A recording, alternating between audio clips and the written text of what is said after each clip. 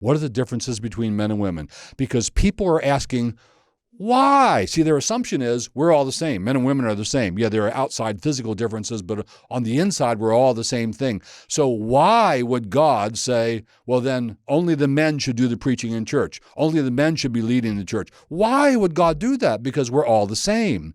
Is God like discriminating against women or something? Again, their working assumption is we're all the same.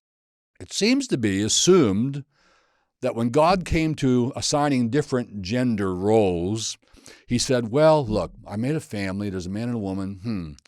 I think somebody's got to lead. Like somebody's got to have the last word or something. By the way, that's not the big part about leading. But anyway, somebody's got to have the last word. Should it be the man or the woman? Man, I don't know. They're the same. I'll just flip a coin. And God flipped a coin. Gabriel called it. Heads. It was heads. The man, you're going to be the leader.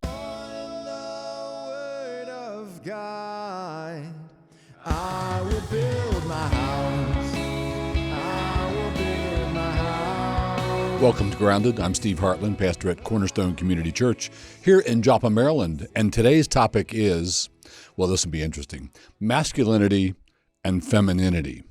Masculinity and femininity. So here's a classic verse about that out of the Bible to get us started. It's Genesis 1, verse 27. So God created man in his own image. In the image of God, he created him, male and female, he created them. Masculinity and femininity. So let's start off here. Let's talk about boys and girls. Let's talk about a girl and her doll and a boy and a G.I. Joe. So I have granddaughters. I get to see girls with their dolls. I was a boy. I had a G.I. Joe. I'm talking from experience here, though my sampling is admittedly pretty small. Give a girl a doll. What does she do? It becomes another person to her.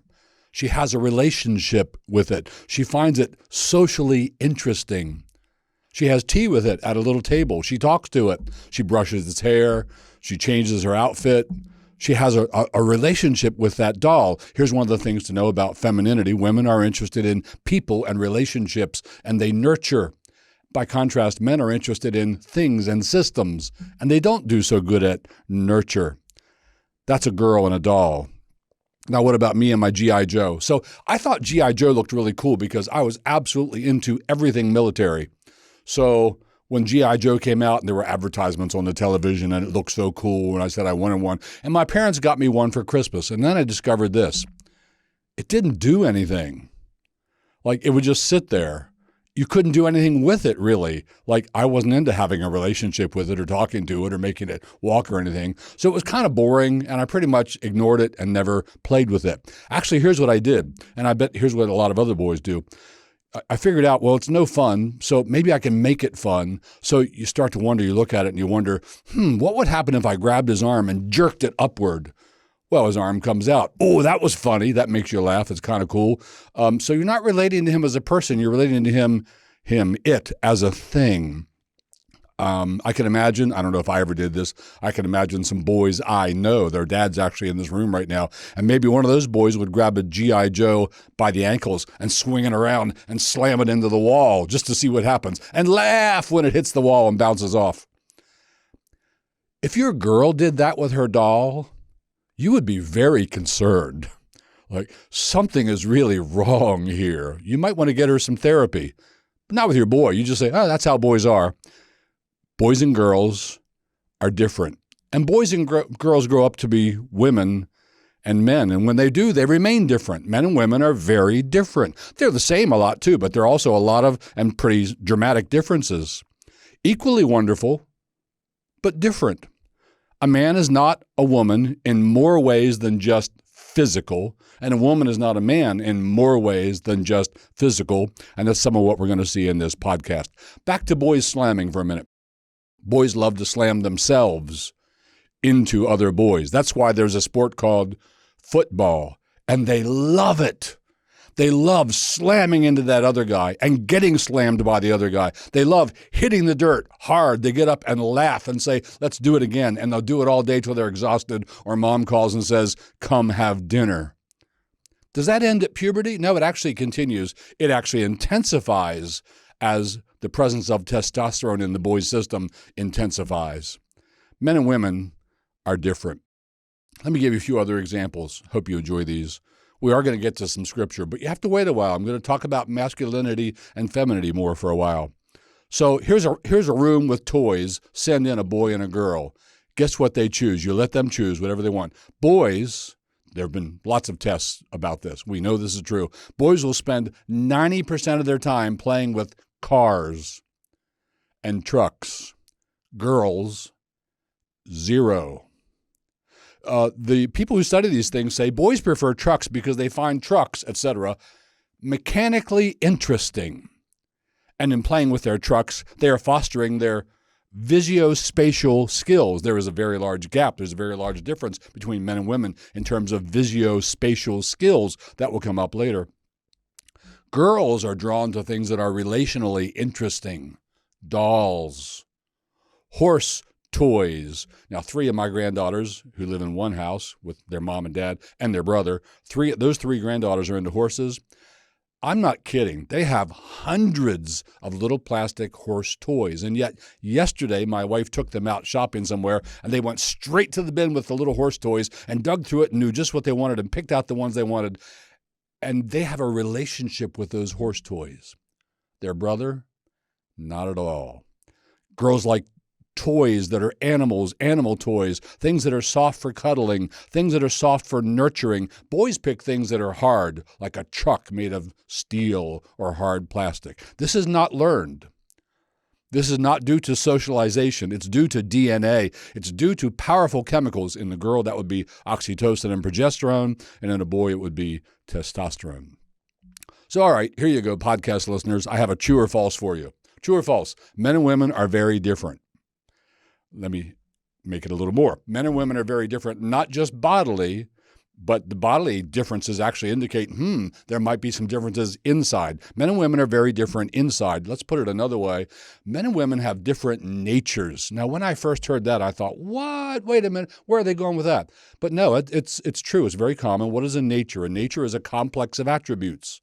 And there are very identifiable masculine attributes, and there are very identified feminine attributes, and they come in a complexity. So it's fair to say men and women have different attributes. Men and women are different.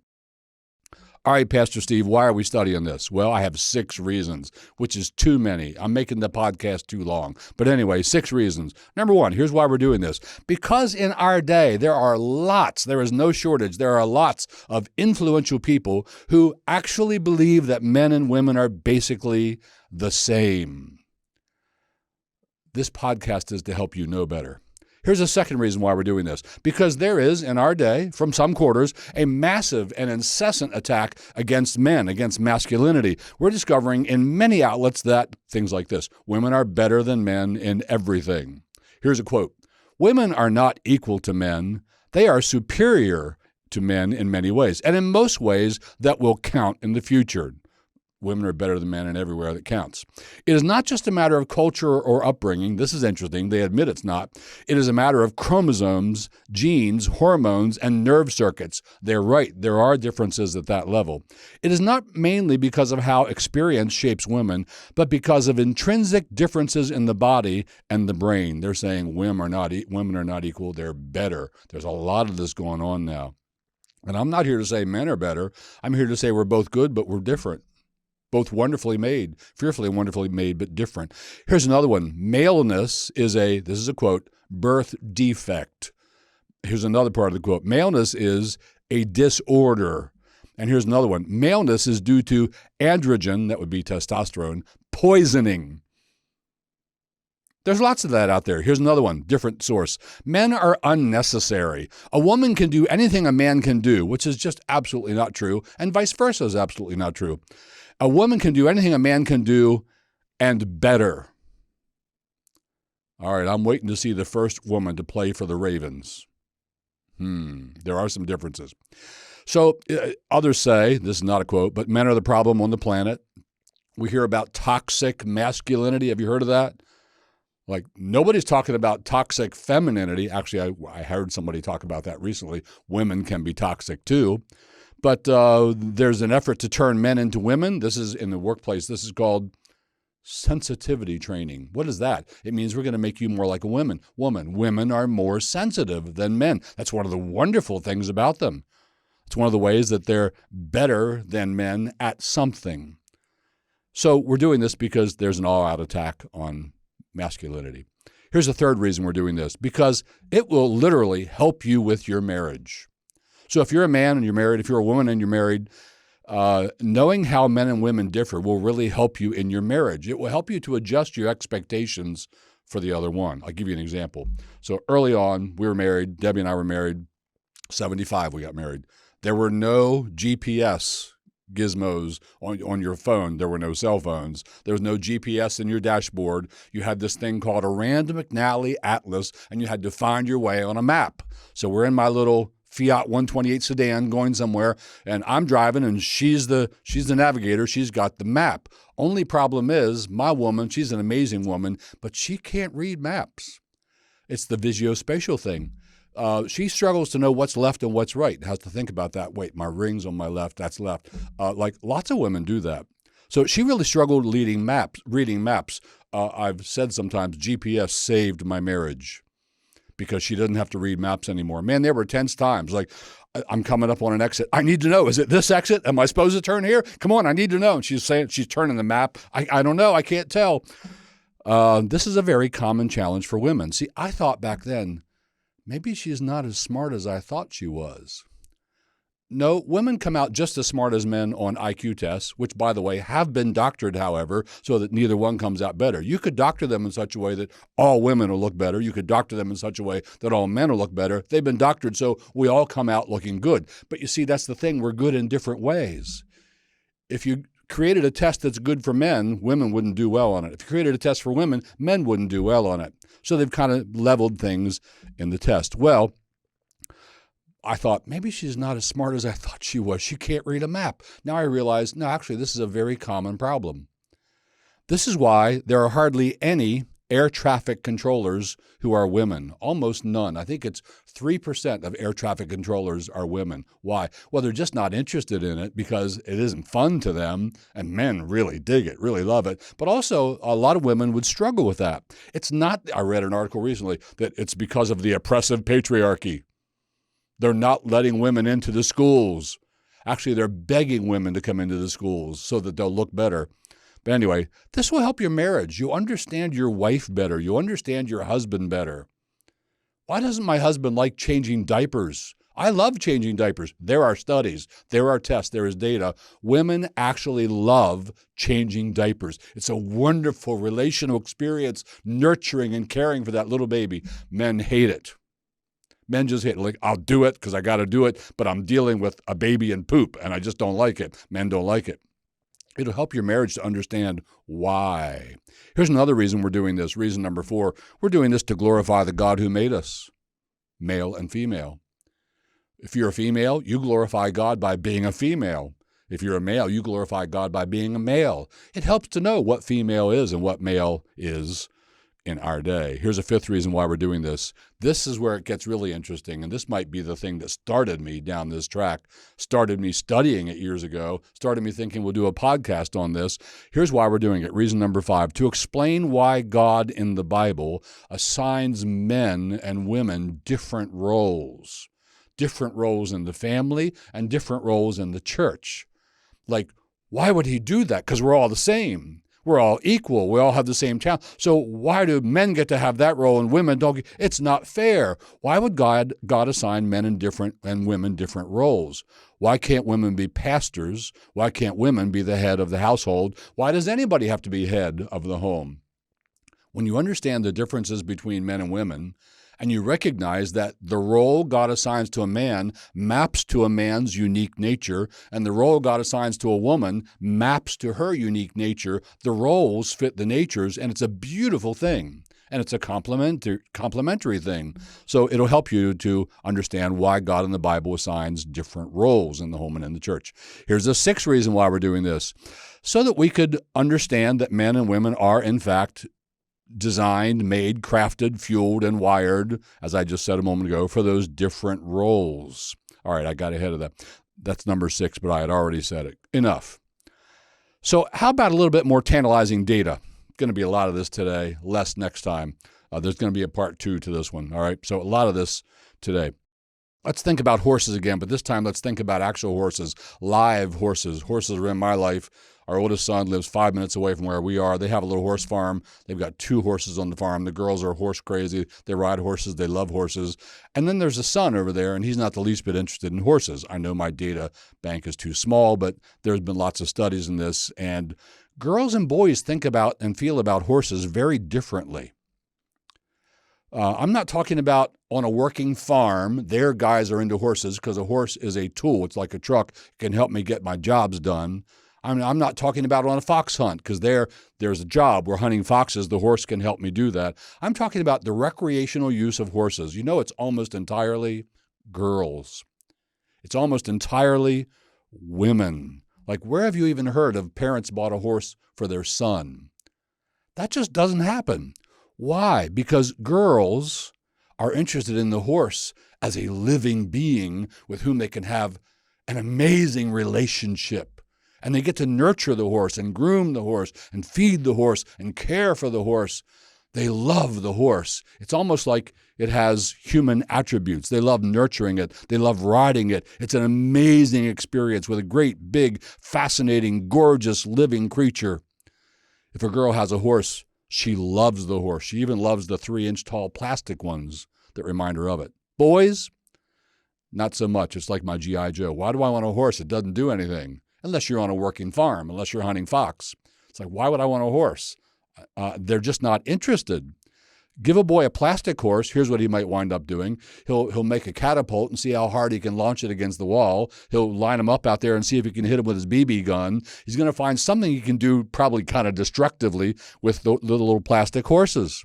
Then he's going to say, once he loses them all because he catapulted them into the pond or the forest or something, Mom, can I get some more horses? They're ammo. He needs more ammo. To a boy, to a man, a horse is a thing, a tool, a means toward an end. To a girl, to a woman, a horse is something you love and enjoy a relationship with. Men and women are different.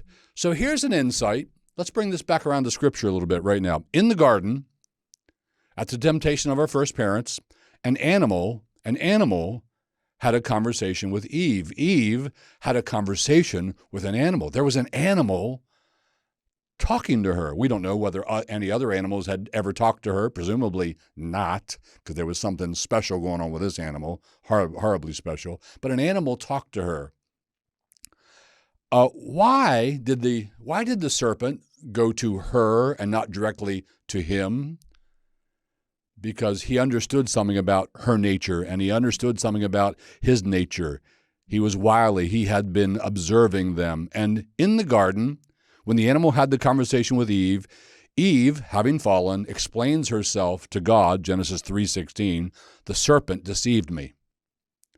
Why, he tricked me. The serpent deceived me. Now, the Apostle Paul picks that up in 1 Timothy 2:14 and writes, Adam was not deceived, but the woman. By the way, he leaves the name Eve out and he turns to the more generic woman. Like, this is not a problem just for Eve. This is a problem more for generic womanhood. But the woman was deceived. It's actually a strong Greek word. It's very intensified. It has like a super duper, a hyper on the front of it. The woman was totally deceived. In other words, the devil absolutely bamboozled her, pulled the wool over her eyes.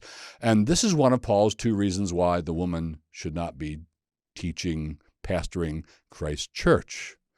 Anyway, more on that. Don't go to the wrong place with that yet. Don't go to somewhere that I don't intend to go with that. How come the serpent didn't go straight for Adam? And how come Adam wasn't deceived? It's not that Adam was smarter. And nobody's saying men are smarter, but some people are saying women are smarter. Nobody's smarter. It's not about varying intelligence. It's this. To the woman, the snake was a beautiful animal to have, to enjoy a relationship with, to enjoy a conversation with. And so enjoying that relationship, it was more difficult for Eve to see the threat. See, Eve has more to her. She's more complex than the man. She has more sides to her. She has more things tugging on her when the serpent is talking to her. And the relational aspects of talking with a snake seem to have befuddled her, and she didn't see what he was really up to. Not Adam. Adam was not deceived. Adam was capable of non-relational, steely, cold reasoning about the snake, about its words, and about what God had said. To Adam, the snake was a thing, and the truth that God had uttered was a thing. And there were no powerful relational impulses to compete in Adam's soul with steely, cold reasoning. Eve is more complex. There's reasoning. Nobody's saying women can't reason well. Women do reason well. We know that.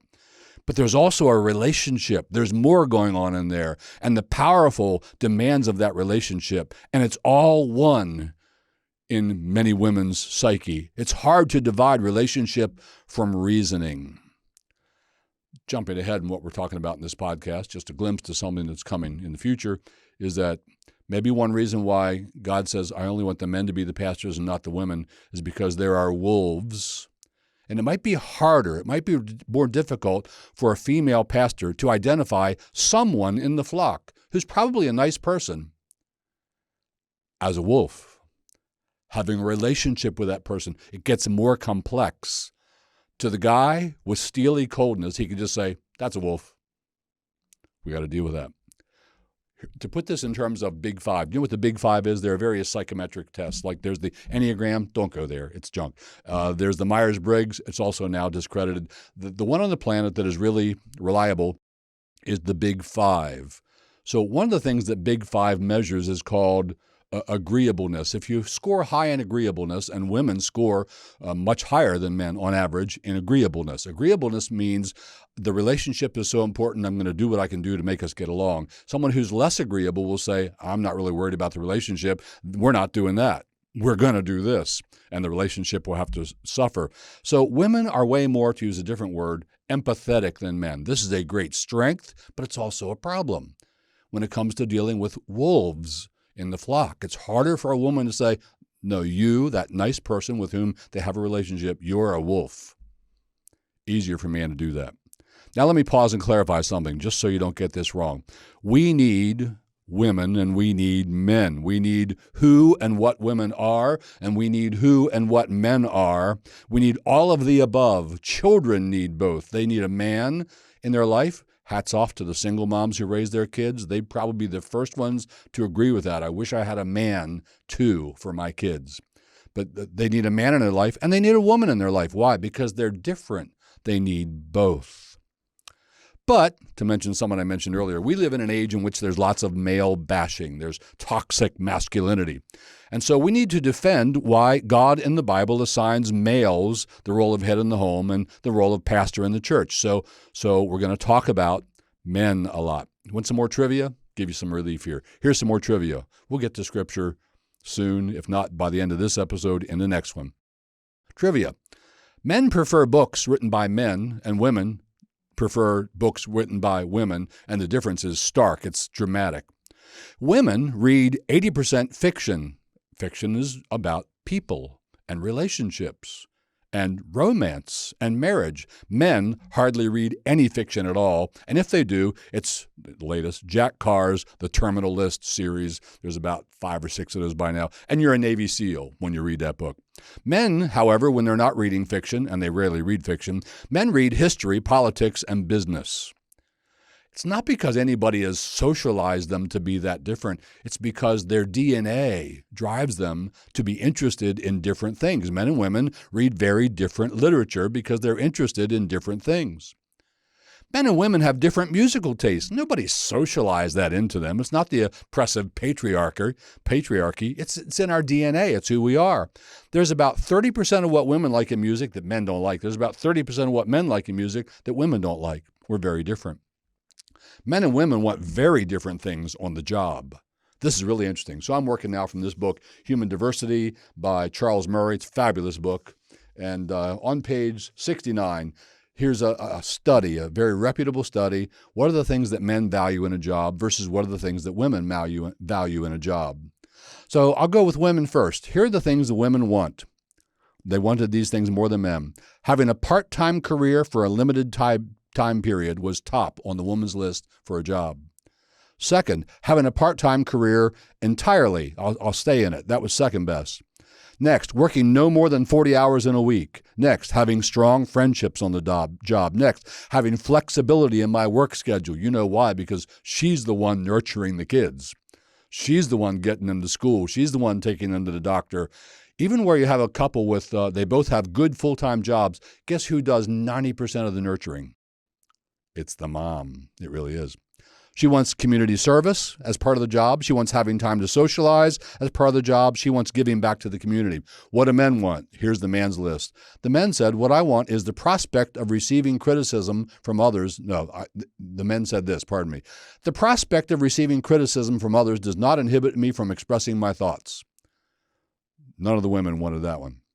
The men want a merit-based pay system. The men want having a full-time career. The men want inventing or creating something that will have an impact. The men want a salary that is well above the average person's.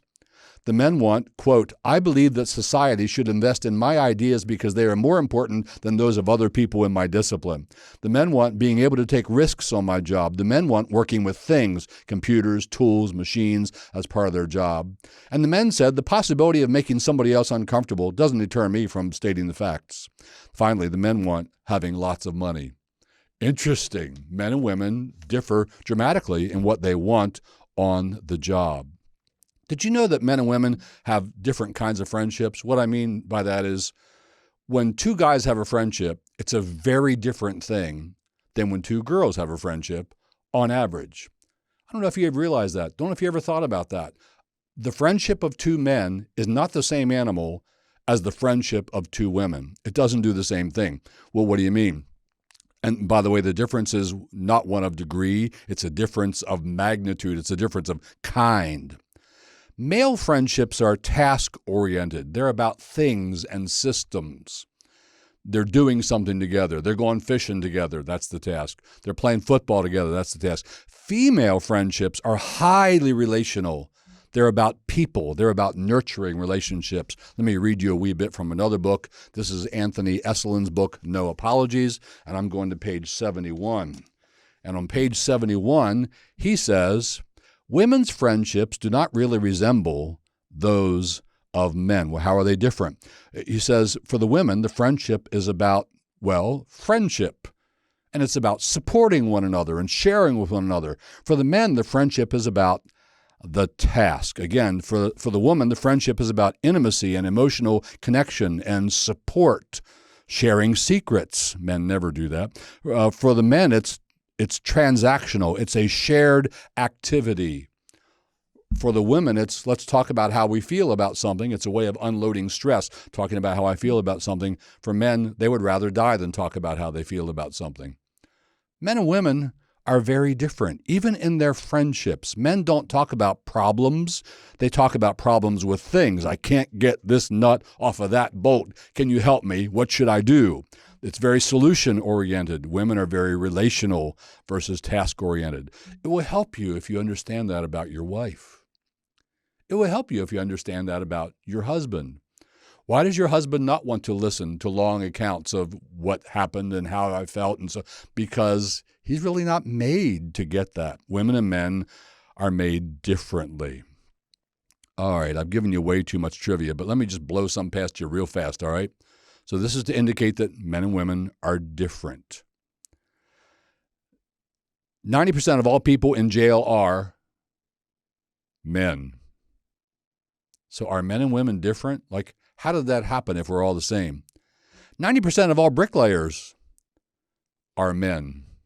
Only 3% of bricklayers are women. Is that because of the evil patriarchy keeping women out of bricklaying? No, it's because women say, I don't want to lay bricks. They're not interested. Men like building things. Plus, laying bricks is really physically demanding, and, it's going to be hard for a woman to do that. By contrast, 86% of all nurses are women. One of my sons is a nurse. He's really outnumbered. He tells me when they have somebody really heavy to move on the bed, they call Andrew. Go get Andrew. He'll help move this person. 86% of all nurses are women. Why? Because it's about people. It's about relationships. It's about nurturing. It's about caring. Women love that. They're fueled for that. They're driven for that. Men, not so much. Only 16% of engineers are women. 84% of them are men. 97%, by contrast, of early child educators are women. Thank God for them. My first and second grade teacher, same teacher both years, Mrs. Turner. Man, I loved Mrs. Turner. Mrs. Lawyer in fourth grade, not so much. But Mrs. Turner was wonderful. She was like a second mom to me. 97% of early child educators are women. Why? Is somebody just oppressing them and forcing them into that? No, they choose it because they love it. Here's a very interesting statistic. Maybe you'll get a kick out of this one. I don't know if you've noticed this, but 100% of all mothers are women. Well, at least so far. So somebody works on some kind of a surgery that's going to change that one day. Here's an interesting one. Only 16% of commercial pilots are women. It's the visuospatial thing. And only 16% of air traffic controllers are women. It's not oppression. They don't like it. They're not interested. And they don't feel themselves particularly talented at the visuospatial thing. Women aren't interested. So there's a whole lot of things that men and women differ on. You want to hear some more? You guys in the studio, you want to hear some more? Some more? Okay. So women aren't interested in being a race car driver. Now, every now and then there is one, and she's really good. And so, the news plasters are everywhere. But she's like 1 in 1,000. Women aren't interested in being engineers, architects. Women aren't as good at billiards as men. Now, there are women who are into billiards, not that many, but the very best woman would struggle to beat a very mediocre male billiard player. And 87% of that field is men. Why? It's the visuospatial thing. There's a massive gap at the top. That's why men and women are in different leagues so far. Very few women want to be a nuclear engineer. They're just not interested. Men dig that stuff. Chess. You play chess? I've played some chess here and there. I'm probably no good at it at all. Women aren't that interested in chess. Men love chess. Let me read you another little piece from Estlund's book. This will be page 55 this time. Just take me a second to find it. And here we go. This is amazing. He says, consider the sheer uselessness of a chess prodigy. In other words, what purpose does that serve? It doesn't grow any food. It's just, what's chess about? What's it for? It's sheerly useless. But think about this guy. In 1924, Alexander Alekhine, one of the greatest players who ever lived, played 26 games simultaneously against strong competition, get this, while blindfolded. And he won 16 of them, lost 5 of them, and 5 of them were a draw. It's just kind of crazy. That's a masculine thing. Men and women are made differently, and women aren't even interested in that kind of thing. Here's another quote. Men love wrenching, twisting, pounding, cutting, building, tracking down, and killing. Man, that's true. I haven't done any physical labor in a long, long time. And I got invited over to a son's house recently for 2 different parts, 2 different days to help build a barn, and I found out I loved it. So did the young men who were there, swinging hammers and carrying heavy things. We just loved it. Men and women are different. Now, I've been talking about how men and women are different, and I've been skewing it more toward what men can do. What about women? Women are amazing at multitasking, and men aren't. That's why most secretaries are women. Secretaries really have to multitask, and men don't dig that. Men aren't good at that. So it literally astounds me. Let me just make up an example. So here it is. A woman can be watching TV, and she's absolutely tracking with that program. Her husband sitting beside her, this would be Debbie and me, is having trouble tracking with the plot, and he periodically asks her, can we pause it and you explain to me what's going on? This happens with Debbie and me. This happens commonly with men and women. So a woman can be watching TV with her husband and talking on the phone, and she's tracking with the TV show, and she's tracking with the phone conversation. I could never do that. And she's listening to and monitoring the conversation in the next room while she's working on 5 different things that are cooking at once in the kitchen and need to be done at the same time. I can never do that. I can cook one thing. I go nuts if I have to do 3 things or 5 things. I can't do it. And she's doing all that, get this, while changing a diaper. Effortlessly. All day, every day, when she's only had 4 hours sleep every night for the past week. Men, not so much. Like if we're watching TV and my phone rings and I need to answer it, we have to stop the TV. Stop the TV. I have to pay attention. I can only do one thing at a time. Let me get my phone. When we start the TV again, I might have to have her remind me. Now, what was the plot? What was going on? Where were things? A man can't text and watch a TV show. He has to stop or he's going to miss what's in the TV show. Here's another way that women outdo men. Women are amazing from a very early age at reading facial expressions and knowing how the other person is feeling, knowing what the other person is thinking. It's uncanny. So this next part is from a book I read by a neuroscientist, a woman, and in it she describes a girl and a boy in the playground, a young girl and a young boy, and the girl gets on the top of the sliding board and it looks a little scary. And she just glances at mommy standing a little way over there, and mommy doesn't say a word. It's just instantly the look on mommy's face tells her, it's okay, go ahead, slide down, you can do this. And she slides down and it's okay. The boy gets to the top of the sliding board, and he too might have some apprehension, or he might just barrel down head first. But he might have some apprehension. But he doesn't look at mommy's face for approval because he is not aware of what any expressions on mommy's face mean. Literally. He's not even aware of the fact that mommy's facial expressions can mean something. Mommy's kind of a faceless person who loves him very much. Women are way, way better at reading nuances of what was said, how it was said, why it was said, what was not said, what was meant by it. Very important things in human interactions. Women are way better at nurturing. Men are horrible at nurturing. I'll confess to it. I'm horrible at nurturing. Somebody said, if there were only men, and yet somehow you still had infants on the planet, all infants would die. And the human race would disappear because there would be no nurturing. So, lots of people want to tell you that but the differences are due to socialization. But no, the data is overwhelming. It's from the womb. It's by nature. Men and women are different. Now, let me clarify. We're not talking about more or less value, more or less worth, more or less dignity. We're not saying one's smarter than the other, but smart in different ways.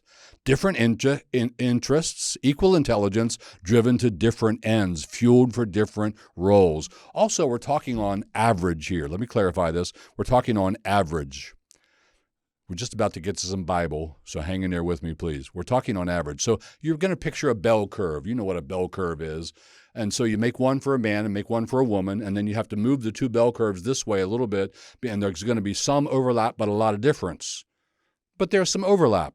So what really happens is some men, this is due to what testosterone did in the womb, out of the womb, and at puberty, some men have fewer masculine characteristics than some women, or say it the other way. Some women have greater masculine characteristics than some men. Now, in our day, we've just suddenly decided, hey, let's try this horrible human experience, and let's say such men are in fact women, and such women are in fact men. No, they're not. That's still a woman, that's still a man. But the fact of the matter is there are women who are more on the masculine end of their bell curve, and there are men who are more on the feminine end of their bell curve. And what we're talking about here today is on average. But here's what we're also talking about. If you go out to the long tails, here's the long tail of the masculine bell curve, and here's the long tail of the feminine bell curve, and there's a lot of people out there. That woman and that man are dramatically different. They are ginormously different. You might want to figure out, where are my wife and I on the bell curves? How can I understand her better?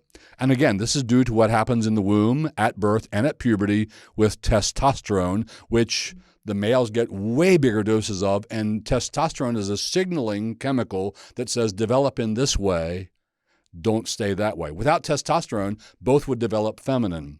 But testosterone comes in and changes the male. That's why that earlier quote said, what did they call it? It wasn't a curse, but it was something like that. That's why that happens. All right, enough. What I want to do now is turn to some Bible. And we're going to have just a couple more minutes here, and we're going to draw this to a close. So hope you'll stay with me. So let's go to some Bible, and then later we'll have some more psychology. That'll be next week, Lord willing. In the Bible, God assigns some different roles for men and women.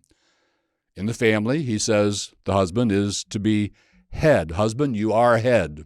God says you are head. Not just you should be, you are head. The only question is, are you a good one, or a bad one. The only question is, do you lead in your headship in a way that is principled and self-denying and loving and beneficent? What kind of head are you? But you are a head, and the Bible says your wife is to be in submission to you. The word in submission is hupatasso, to submit yourself. Hupatasso, it means literally to stand under, or it means to rank yourself under. Like if a cop pulls you over, you don't say, who are you to pull? No, he's a cop. You stand under him. You rank yourself on. He might be your next door neighbor, and you know he kicks his dog and he yells at his wife. But when he pulls you over, he outranks you, and you say, yes, sir, and no, sir. The husband is the head, and the wife is to be in submission to him. Ephesians 5:22 and following, 1 Corinthians 11:3 and 7 through 9, 1 Peter 3:1 through 3. So the family. What about the church? In the Bible, God says the office of pastor is restricted to men, and the public preaching and teaching where adult males are present is restricted to men. 1 Corinthians 14:33b through 35, 1 Timothy 2:8-14. Why? Now, here's one of the things that made me think I want to do a podcast on this. And here's one of the things that made me think, man, I want to really dig into this. What are the differences between men and women? Because people are asking, why? See, their assumption is we're all the same. Men and women are the same. Yeah, there are outside physical differences, but on the inside, we're all the same thing. So why would God say, well, then only the men should do the preaching in church? Only the men should be leading the church. Why would God do that? Because we're all the same. Is God like discriminating against women or something? Again, their working assumption is we're all the same. It seems to be assumed that when God came to assigning different gender roles, he said, well, look, I made a family. There's a man and a woman. I think somebody's got to lead. Like somebody's got to have the last word or something. By the way, that's not the big part about leading. But anyway, somebody's got to have the last word. Should it be the man or the woman? Man, I don't know. You know, they're the same. I'll just flip a coin. And God flipped a coin. Gabriel called it heads. It was heads. The man, you're going to be the leader. People seem to have it in their minds that God, for reasons completely undiscernible to us, said that the man would be the leader. And they don't realize that the role maps to the nature, and the nature maps to the role. It's not that it could have gone either way. It's that God made, constructed, put together the man for that role. He fits it. And God made the woman, constructed her, put her together for that role, and it fits her. So we should glory in the differences and glory in the roles, and together we do good things on the planet. So again, when somebody says, well, why would God assign this role to men and that role to women? I want to answer, you know what? It doesn't matter if you understand why.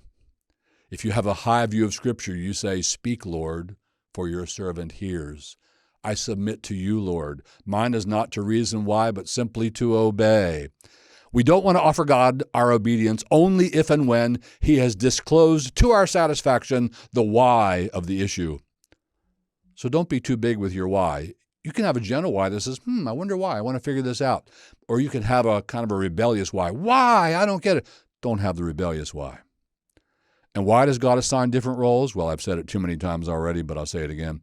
Because he made us differently for different roles.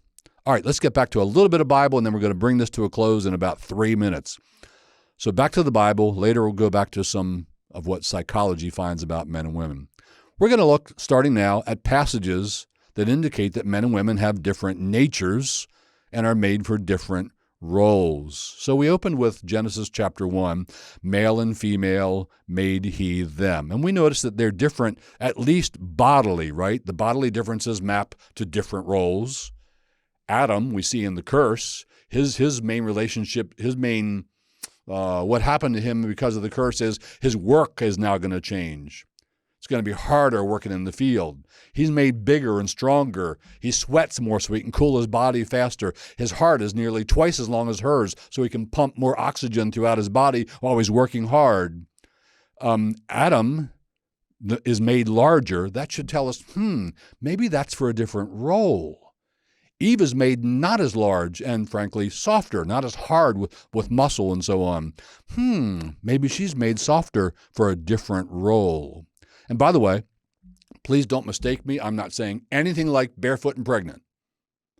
No, you read Proverbs 31, and that Proverbs 31 woman, she was amazing. She's into marketing. She's got shipping going on. Her products are bringing them in money. She's made so many good things. She's not worried about them not having food later in the year. There's something I'm missing there. She was into manufacturing some stuff. So this is not at all about barefoot and pregnant.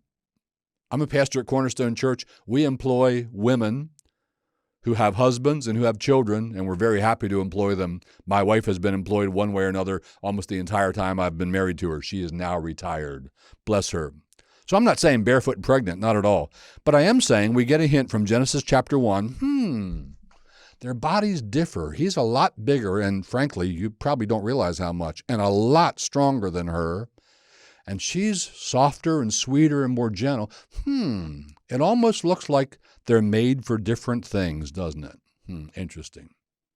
Well, I would love to go on with this, but that's going to have to be in 2 weeks. So thank you for joining me today. I'm going to draw it to a close. What's the main point? You got it. Men and women are different. I hope you'll join me next time. We'll talk more about how they're different. We'll go through more scripture. We'll look at some more of what modern psychology tells us. And hey, before I let you go, if you liked this, you could do us a big favor. The best thing you could do for us to help this podcast get out is if you could give us a review. Just write a brief review for us. Thank you very much for doing that. So I'm Steve Hartland. This is Grounded. We're drawing it to a close.